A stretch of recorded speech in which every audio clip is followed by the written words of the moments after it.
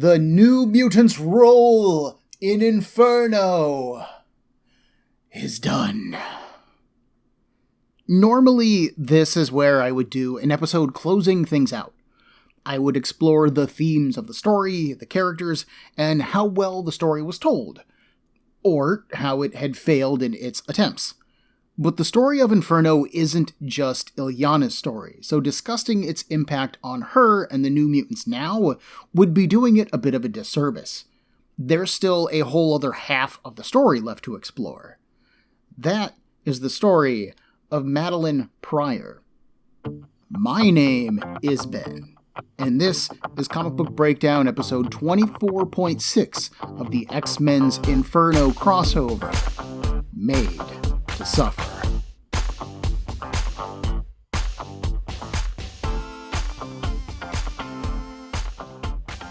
Maddie's story actually starts back in 1976. The X-Men, then consisting of Banshee, Colossus, Nightcrawler, Storm, and Wolverine, traveled to a space station and rescued the former members of the team, which included Professor X, Cyclops, Jean Grey, Beast, Angel, and Iceman. Having wrapped up their mission, the X-Men and astronaut ally Peter Corbeau boarded a spaceship and attempted to return to Earth. However, the battle had punched a hole in the side of their ship, and that damage meant that the autopilot couldn't function. Someone would need to pilot the shuttle back to Earth by hand and risk exposure to deadly radiation on the ride in.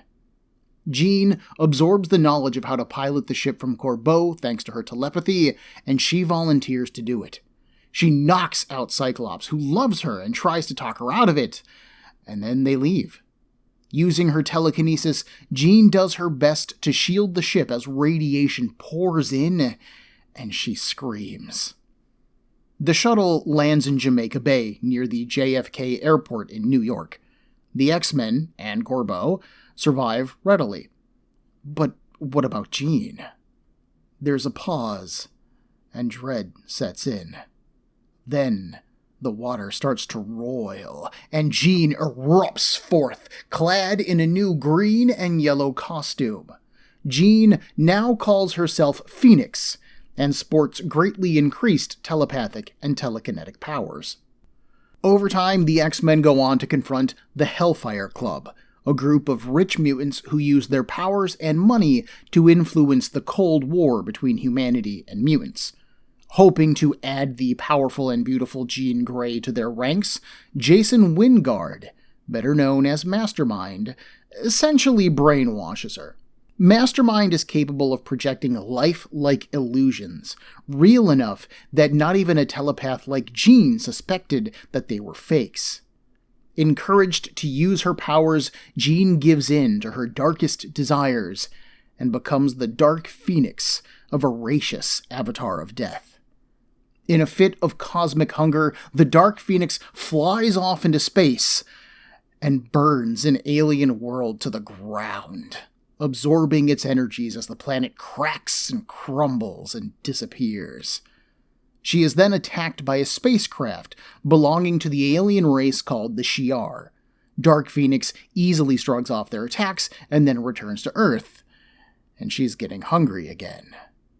The X-Men confront her upon her return. Struggling with her new powers, the morality of their power level, and fighting her brainwashing at the hands of Mastermind, Jean defeats the team, but she doesn't kill them. It's only thanks to her good inner personhood that Professor X is able to defeat the Dark Phoenix.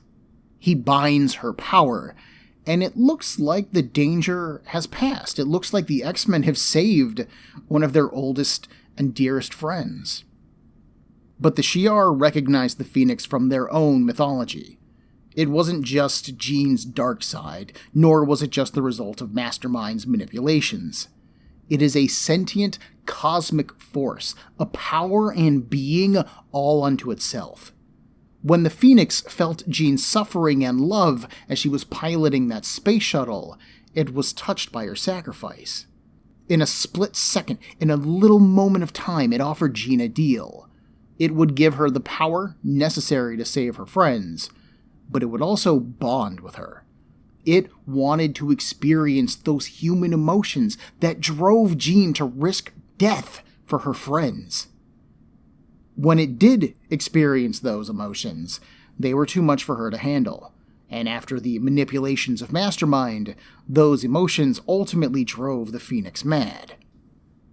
Unwilling to risk the Phoenix destroying another planet, the Shi'ar abduct the X-Men, with the intent of killing Jean Grey, and with her, the Phoenix. Having done so much to save their friend, the X-Men are, of course, unwilling to let this happen. The Shi'ar propose a contest. They will battle in the ruins located on the blue area of Earth's moon, a leftover of another alien experiment on Earth. The blue area is a small ruined city with its own atmosphere, so beings that come to the moon can actually exist outside of a spacesuit there. If the X-Men should protect Jean Grey and defeat them during this battle, then hey, so be it, she can go free. But if the Shi'ar kill Jean, well, so be it. The X-Men fight bravely, but Jean does die. Knowing that her powers are a danger to all forms of life, and bearing the terrible guilt for the destruction of an entire planet, Jean intercepts an energy blast that would have killed her love, Cyclops, and dies in his arms in Uncanny X-Men number 173. Mourning his love, Cyclops leaves the X-Men for a time. He returns to his grandparents' home in Alaska and begins to work for an air courier service as a pilot. Thanks, Professor X, for all those hours spent training on the Blackbird.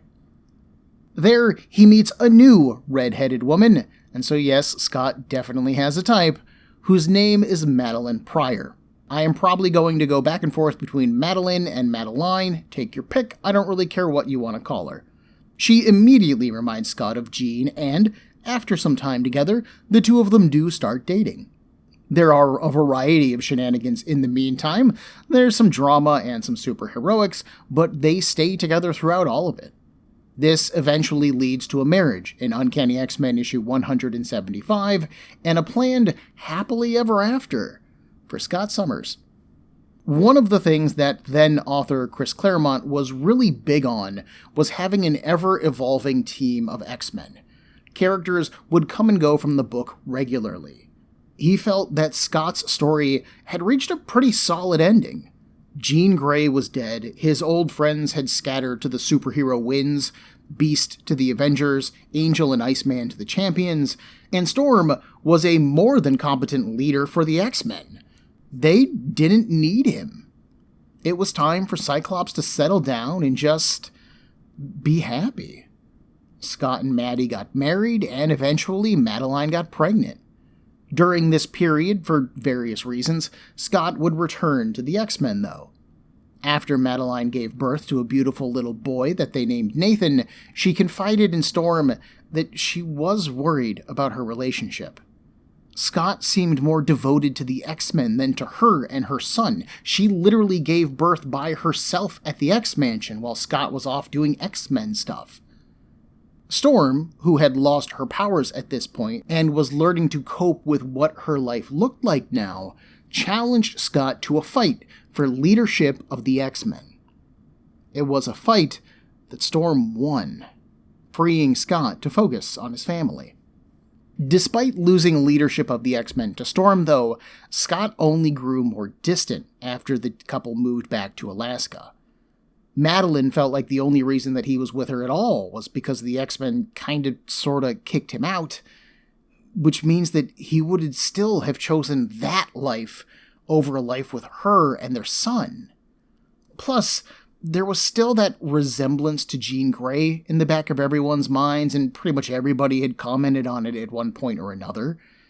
Did Scott actually love her? Or did he love the X-Men even more?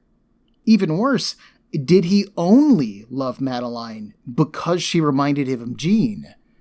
And now that Madelyne was definitely becoming someone different from Jean, thanks to having a child, was Scott beginning to realize how little he cared? Did he even notice this? Things for the couple got worse when Marvel launched a third title in the line, a book called X Factor. If Uncanny X-Men was the global, adult, serious comic to the New Mutants' more sci-fi fantasy feel, then X Factor was built to be a throwback book. It was originally planned to reunite the founding members of the X-Men, Cyclops, Angel, Iceman, and Beast, with a new addition, the amazing Allison Blair, whose own solo comic, Dazzler, had gotten cancelled. Dazzler was meant to fill in the role of Jean, since she was obviously dead, but when writer Bob Layton and artist Jackson Guice spitballed the idea to editor-in-chief Jim Shooter, they accidentally pitched the concept of the original 5 X-Men, and Shooter liked the sound of that. Just like that, Jean Grey was coming back from the dead. It was revealed in Fantastic Four, issue 286, that Jean Grey and the Phoenix had never bonded in truth. In fact, the Phoenix Force simply replaced Jean Grey entirely, using its power to create an exact copy of her body and memories, which it then used for its own. The original Jean was left in a pod at the bottom of Jamaica Bay, where the space shuttle had crashed. Upon reviving Jean, the Fantastic Four contacted Angel and Beast to let them know the news, and they went on to contact Scott. He then left his wife and baby and returned to New York City and Jean Grey in X Factor issue 1. Unfortunately, this meant that Maddie still needed to provide for herself and the baby. She took a rather high-paying job transporting some cargo to San Francisco, where she came under attack. A group of mutant hunters called the Marauders were sent after Maddie by a madman named Mr. Sinister. She was shot several times in the scuffle, but managed to fend them off with newly awakened psychic powers. She didn't have those before. Maddie was admitted to a hospital as a Jane Doe, and she did recover from her wounds, but she fell into a coma for a while. When she awoke, Maddie's world had changed around her. She dreamed of a firebird, of being attacked, but she was mainly distraught over why her husband would leave her, and why he would take her son.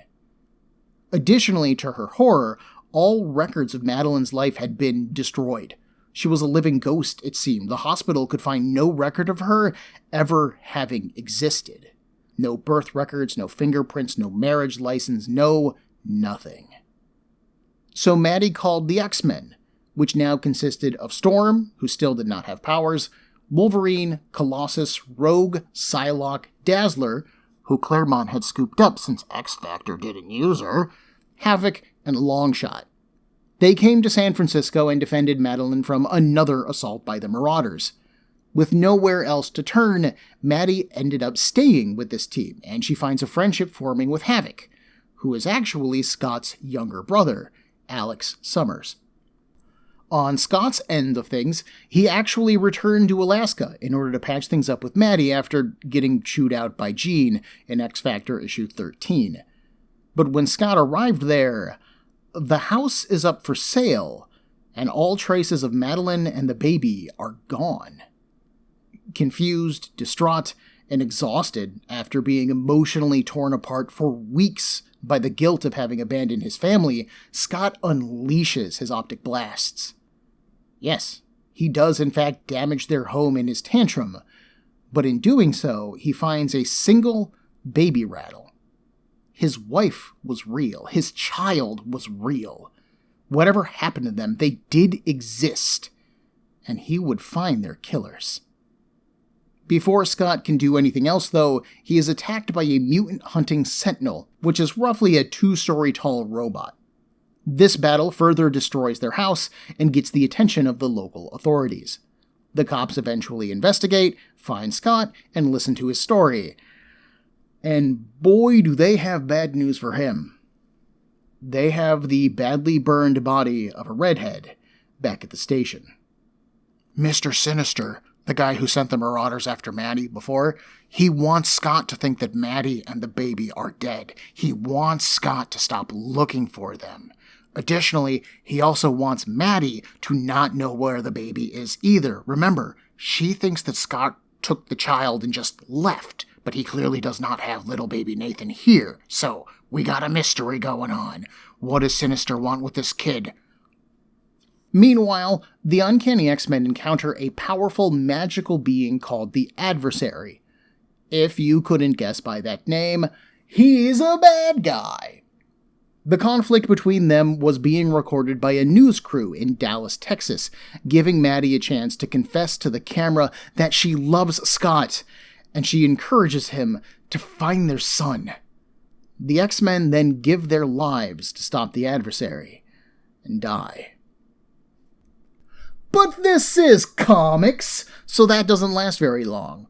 The Omniversal Guardian, Roma, was so touched by the X-Men's willingness to give up their lives to protect the world, and grateful to them for stopping the Adversary, that she brings them all back to life.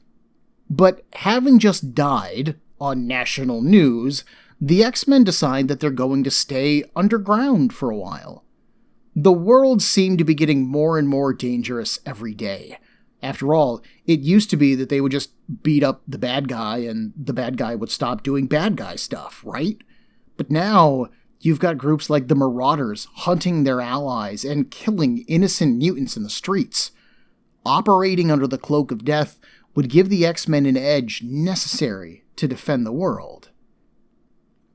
The X-Men moved to the Australian outback, where they took over a small town that had been operated by some bad guys called the Reavers. This allowed them a more global reach, while X-Factor found and trained mutants in New York City and America, and the Westchester School taught and housed the New Mutants. With the X-Men traveling the globe, and her without any powers, Madelyne was often left by herself in the town. She quickly familiarized herself with the impressive computer network that was there. And remember, this was back in the 80s, so computer networks weren't super impressive back then. And Maddie soon found footage of Scott and Jean in their X-Factor costumes. Her memories begin to flood back, as does the pain of Scott's abandonment and the rage that she feels about it. Maddie begins to have terrible nightmares about all of this, culminating in a dream visit by the demon Sim. Sim tempts Madelyne with power and control. She has been used and discarded by her husband. She has no real point with the X-Men. Doesn't she want to hurt him? Maddie argues against these points, but she has to admit that, she does want to pay Scott back. Sim offers Maddie the visions of herself, who she was, who she could be, and she's most strongly drawn to one in which she looks monstrous. Sim quickly darts forward and pokes that finger into her breastbone, and from then on, Maddie begins to demonstrate rather chaotic powers. While on an adventure in the nation of Genosha, Maddie was being tested for the mutant gene in a laboratory. While there, she has a dream of becoming the Phoenix and burning an entire town. This dream coincides with her frying every device in the lab that was testing her. She escaped that lab and was later found by the X-Men in another part of the building entirely, one in which babies were being grown in incubators. Maddie couldn't remember why, but the room felt familiar to her. With that adventure concluded, the X-Men returned to the Outback. But something has been awakened in Madelyne. A fire stirs in her, and her rage will engulf all of Manhattan. As someone who got into the X-Books in the mid-90s, Madelyne Pryor cast a really big shadow. She was a big part of the comic book X-Men, and she did play a small role in Cable's ongoing series. It was mostly cryptic mentions, hints of her role in his life, but never quite a starring role, She did get a huge role in Mutant X in, I think it was 1998, which was one of my first alternate reality comics. So I kind of got to know Madelyne as a character without knowing where she came from. I got to see who she eventually could become or who she could be, as opposed to who she was. it would actually take me quite a long time to collect Inferno for the first time, for a number of reasons. The first was just that I was a kid, and working with a rather small pool of money back then. What little money that I could earn from chores around the house was spent on my monthly dose of Uncanny X-Men. And if I had extra money, then, I would just pick up a random book that caught my eye.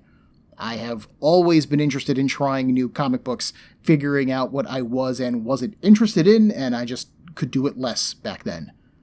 Secondly, between where I started and the Inferno crossover were just a number of other crossovers that I felt I needed to buy first. I was working my way backwards through Uncanny X-Men, so I needed to get the Age of Apocalypse, Legion Quest, the Phalanx Covenant, the Fatal Attractions crossover, the Executioner Song, the Extinction Agenda, and something like approximately 8 years of Uncanny X-Men. And, any other X titles that looked cool while I was buying those back issues. But eventually I did do it, working my way back through Comic Book City's back issue bins until I hit Inferno. I probably didn't even know that X Factor was a part of Inferno at the time, to be honest. At least until I read that first issue of Uncanny X-Men and it said, "To be continued in," and then gave me an X Factor issue number. I can't remember if that excited me or if it frustrated me. Given my rather limited budget, I could certainly understand if I was frustrated, but let's face it, any reason that I can find to buy another comic book is a good reason, as far as I'm concerned. And here, I had plenty. I'm fairly confident that I do remember buying all of the Uncanny issues first, and then buying the X Factor issues after I had saved up enough money. I don't think I even read the Uncanny issues until I had the whole thing fitted together like a well-made puzzle, and that's when I finally read all of it. The next course of Inferno will run us through Uncanny X-Men issue 239 to issue 243. X Factor will be issues 36 to 39. We won't quite be going back and forth between the two books, although that is how most of this crossover is going to work. Since we'll be covering 9 comics, I expect this to take roughly 5 episodes to cover the story material, and then we'll probably get an episode or two closing things out and just looking at the legacy of Inferno. This crossover has had a huge impact on the X books, one that is still felt to this day, which is why I expect a slightly longer wrap-up than I usually do for Breakdown. But I mean, it should be good. This story is a classic. Next week, we will join the villainous Mr. Sinister as he ruminates on the fate of the believed dead X-Men. This will allow us to meet the cast and start to explore their individual status quo before the fires start for realsies.